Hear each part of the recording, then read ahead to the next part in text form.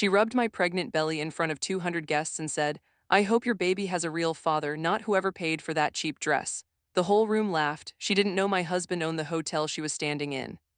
She didn't know who she just humiliated. Before we go any further, hit that subscribe button and turn on your notifications, because this story is about to take a turn you will not see coming. And if you have ever been judged by someone who had no idea who you really were, drop a comment below because I want to hear your story too. Now let me take you back to where it all started. My name is Nia, and I have never been the kind of woman who needs people to know my business. I grew up watching my mother work 2 jobs just to keep our lights on, and she always told me the same thing. She said, "Baby, the loudest people in the room usually have the least to be proud of."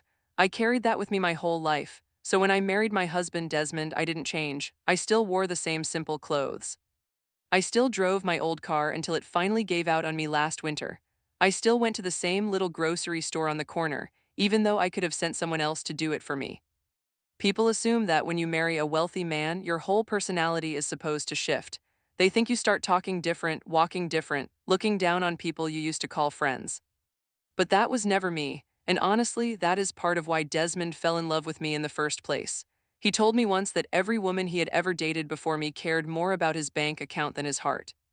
He said I was the first person who looked at him and saw a man, not a wallet. We built something real, something quiet, something that didn't need an audience to feel valuable. And when I got pregnant with our first child, that quiet little world of ours felt complete. So when my husband's cousin invited us to her wedding, I didn't think twice about going.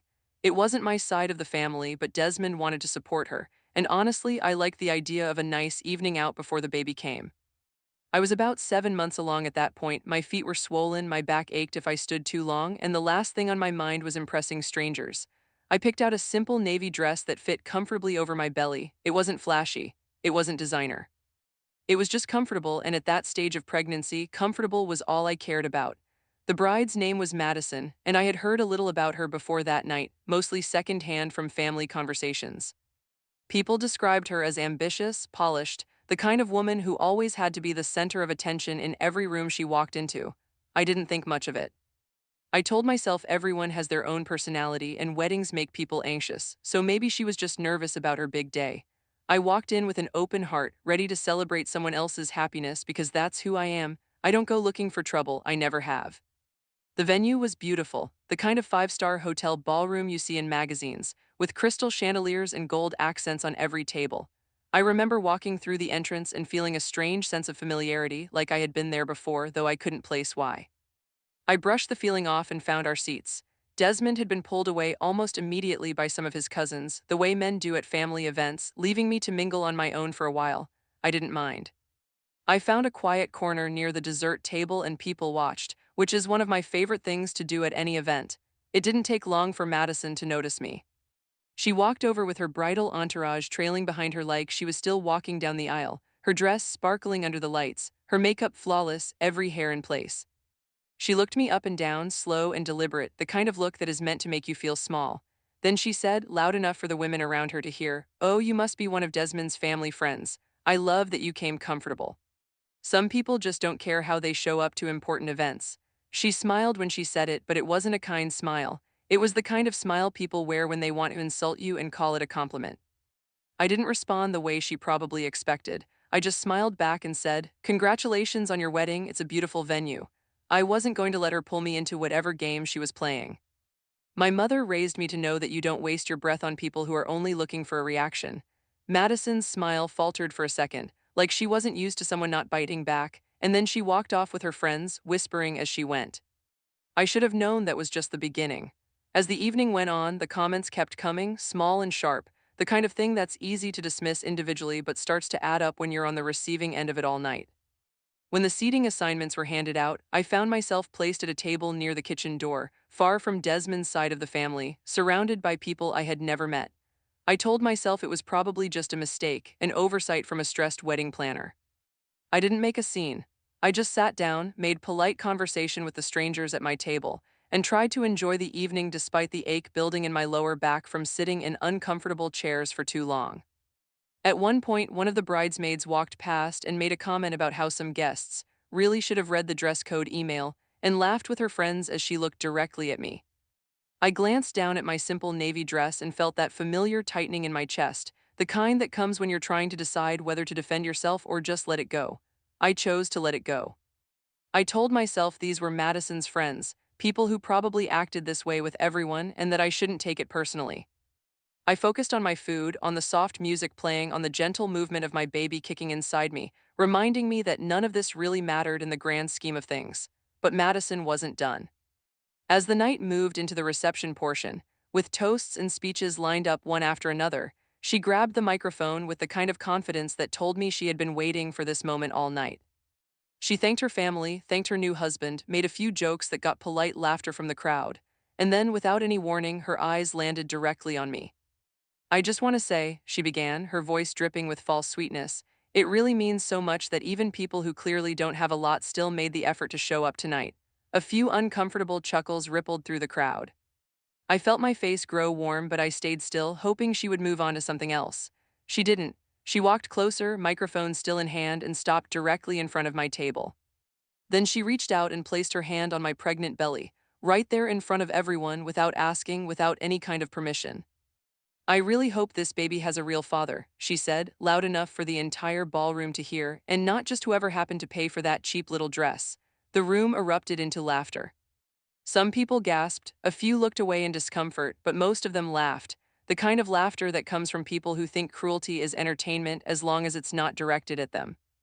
I sat there for a moment, feeling 200 pairs of eyes on me, feeling the heat rising in my chest, feeling my baby shift inside me as if even she could sense the tension in the room. I could have cried, I could have yelled. I could have stood up and told that entire room exactly who I was and exactly what kind of man my husband was, but I didn't. Instead, I took a slow breath, placed my napkin gently on the table, and stood up with as much grace as my swollen feet would allow. I looked directly at Madison, and I said, calm and steady, "I hope one day you learn that the way you treat people who you think have nothing to offer you says everything about who you really are." The room went quiet. Madison's smile cracked just slightly, like she hadn't expected a real response, something with weight behind it instead of tears or anger. I turned and began walking toward the exit, ready to find Desmond and leave that place behind, when I heard quick footsteps approaching from behind me.